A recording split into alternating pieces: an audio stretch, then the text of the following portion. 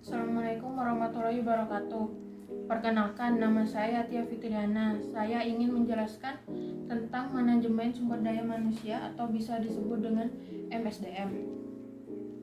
Penggunaan manajemen sumber daya manusia sudah banyak diberlakukan di berbagai perusahaan, tidak hanya dari perusahaan besar saja, tetapi mulai dari organisasi kecil, swasta, dan juga organisasi sosial berlomba-lomba untuk berusaha mengembangkan manajemen sumber daya manusia agar menjadi suatu kepuasan bagi para organisasi, perusahaan, dan juga para konsumen. Tujuan diadakannya manajemen sumber daya manusia di setiap perusahaan tentunya untuk menjadikan sebuah perusahaan agar lebih efisien, efektif, dan juga produktivitas sumber daya manusia. Tujuan lainnya adalah agar mencapai target dari perusahaan dan organisasi yang didirikan. Manajemen sumber daya manusia merupakan struktur yang mengatur para karyawan pada suatu perusahaan. Manajemen sumber daya manusia juga mengatur dalam hal perekrutan karyawan untuk perusahaan.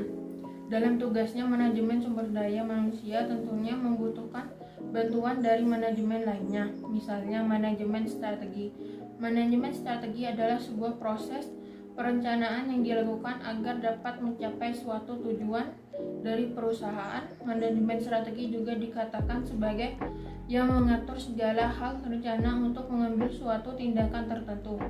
Dari pelaksanaan tindakan tersebutlah yang nantinya akan menciptakan suatu target. Manajemen sumber daya manusia tidak akan bisa jika tidak adanya manajemen strategi atau manajemen perencanaan, karena jika kita telah manajemen sumber daya manusia membutuhkan sebuah rencana. Dengan adanya manajemen strategi, maka manajemen sumber daya manusia akan lebih mengetahui tindakan apa saja yang akan diambil, rencana apa saja yang akan dilaksanakan. Manajemen strategi juga akan menjadikan sumber daya manusia menjadi lebih kuat dan meningkatkan produktivitas.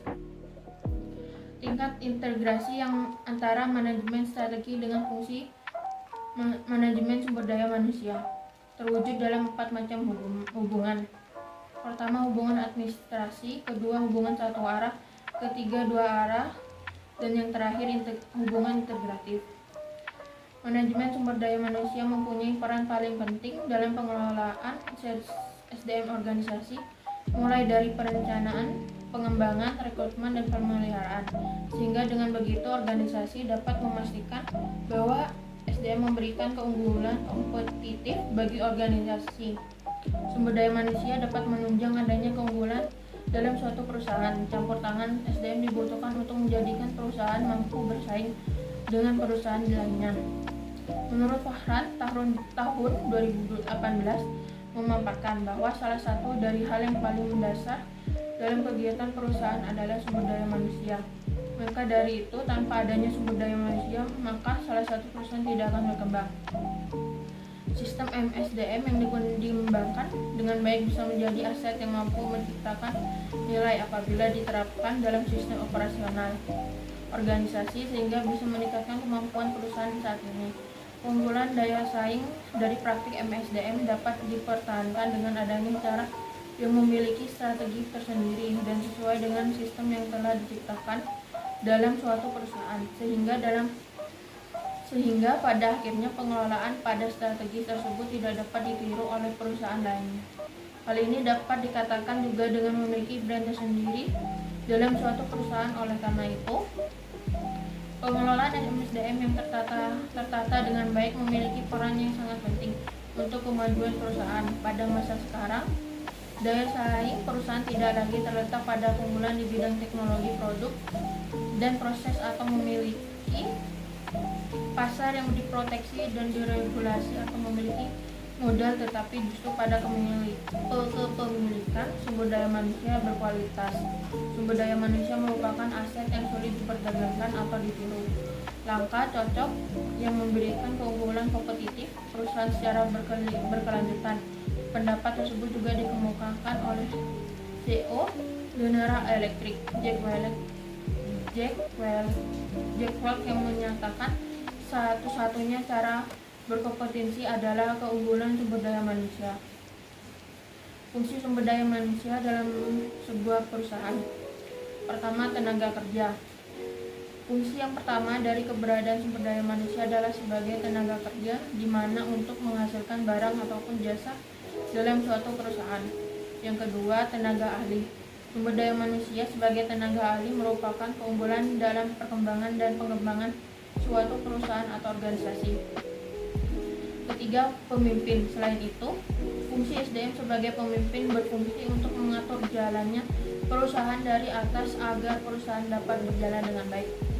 Seorang pemimpin harus memiliki kemampuan untuk memimpin dan membimbing individu atau tim yang berada di bawah kendalinya. Peranan SDM sebagai keunggulan bersaing bagi perusahaan. Pertama, berbagai strategi darurat. Kedua, meningkatkan daya saing perusahaan. Ketiga, eksekutif sumber daya manusia strategis. Ada beberapa unsur dari pengelolaan manajemen sumber daya manusia yang terkait dengan adanya organisasi atau sebuah perusahaan, yaitu adanya unsur rekrutmen dan juga seleksi sumber daya manusia. Rekrutmen merupakan upaya pencarian sejumlah calon karyawan yang memenuhi syarat dengan jumlah tertentu, sehingga perusahaan dapat menyeleksi orang-orang yang paling tepat untuk mengisi lowongan pada sebuah pekerjaan. Pada intinya, rekrutmen merupakan sebuah kegiatan yang dilakukan untuk memenuhi sumber daya manusia yang dibutuhkan dalam mengisi sebuah jabatan yang masih kosong. Kunci dari kegiatan rekrutmen yaitu: pertama, menentukan kebutuhan pada jangka pendek dan juga jangka panjang perusahaan. Kedua, berupaya untuk mendapatkan informasi mengenai perkembangan kondisi pada ketenaga kerjaan. Ketiga, menyusun kegiatan rekrutmen yang efektif. Keempat, menyusun sebuah kegiatan rekrutmen yang sistematis yang dimana berhubungan dengan sumber daya manusia dan juga dijalinannya kerja sama antar manajer. Kelima, mendapatkan calon karyawan yang memenuhi syarat dan juga bobot. 6. Mencatat sebuah kualitas pada jumlah pelamar dari berbagai metode rekrutmen. Ketujuh, dan yang terakhir, dilakukannya sebuah tindak lanjut terhadap para calon karyawan, baik yang diterima dan juga ditolak. Seleksi adalah sebuah cara yang dilakukan oleh organisasi atau sebuah perusahaan untuk melihat kesesuaian antara individu, organisasi, pekerjaan, dan juga lingkungan. Oleh karena itu, prosedur seleksi yang baik dan juga penempatan yang sesuai merupakan sebuah esensi dari pengelolaan sumber daya manusia dalam sebuah organisasi maupun perusahaan. Langkah-langkah dalam seleksi minimal ada 8 langkah, diantaranya yaitu: yang pertama, penerimaan surat lamaran, dilakukan sebuah ujian. Yang kedua, dilakukan sebuah ujian. Yang ketiga, dilakukannya wawancara. Keempat, pengecekan latar belakang pelamar dan juga surat referensi. Kelima, dilakukannya evaluasi kesehatan. Keenam, dilakukannya wawancara oleh manajer atau atasan langsung. Ketujuh, pengenalan sebuah pekerjaan. Kedelapan, keputusan lamaran. Dalam pandangan Islam, manajemen sumber daya manusia berada pada perbuatan yang pada hakikatnya dilakukan oleh manusia di dunia, yaitu ibadah dan muamalah.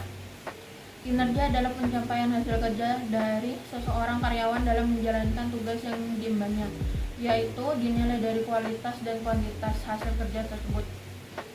Menurut Hasibuan tahun 2012, kinerja merupakan hasil dari sebuah pekerjaan seseorang yang diukur atas waktu, pengalaman, kecakapan, dan kesungguhan dalam melaksanakan tugas yang diberikan kepadanya. Kinerja tersebut juga sebagai pencapaian atau prestasi kerja. Perencanaan sumber daya manusia adalah suatu proses dan seperangkat rencana bagaimana organisasi menilai pasokan dan permintaan sumber daya manusia di masa depan. Tolak ukur penilaian perencanaan sumber daya manusia yang dimaksud di sini adalah sidik, jujur, amanah, dapat dipercaya, dan fatanah, cerdas. Dalam arti luas diperlukan sumber daya manusia yang jujur, dapat dipercaya, dan cerdas dalam idealnya sebuah organisasi. Pengembangan sumber daya manusia adalah kegiatan yang dilakukan organisasi perusahaan untuk meningkatkan kemampuan dan keterampilan pekerjaan karyawan. Tujuan pengembangan karyawan sebagai aktivitas manajemen SDM yang tujuannya untuk meningkatkan kinerja karyawan. Dalam pandangan Islam, terdapat prinsip-prinsip perilaku ekonomi yang harus diterapkan untuk mengelola sumber daya manusia, yaitu sebagai berikut. Yang pertama, prinsip tanggung jawab, yaitu bertanggung jawab secara utuh terhadap pekerjaan yang ditugaskan kepadanya. Kedua, prinsip keadilan, yaitu orang yang profesional harus menjalankan pekerjaannya tanpa harus menyebabkan kerugian pada orang lain. Ketiga, prinsip otonomi, yaitu di mana seseorang memiliki kebebasan untuk menjalankan pekerjaan atau bisnisnya selama tidak melanggar norma dan peraturan yang berlaku. Keempat, prinsip integritas moral, yaitu seseorang pekerja atau pembisnis harus memiliki integritas atau moral yang tinggi dalam menjalankan tugasnya. Manajemen karir adalah keseluruhan aktivitas yang berkenaan dengan pelaksanaan pekerjaan dalam sebuah organisasi atau perusahaan melalui fungsi-fungsi perencanaan, perorganisasian, pengarahan, dan pengawasan guna mencapai tujuan yang telah ditetapkan atau yang telah diinginkan. Manajemen karir merupakan sebuah proses dalam rangka menyusun perencanaan dan pengelolaan kegiatan seorang karyawan atau calon karyawan atau kandidat pekerja untuk melakukan peningkatan dalam mengembangkan karir. Manajemen karir adalah sebuah langkah berproses dan harus melalui berbagai tahapan meliputi perencanaan karir, pengembangan, konseling karir, dan pengambilan keputusan.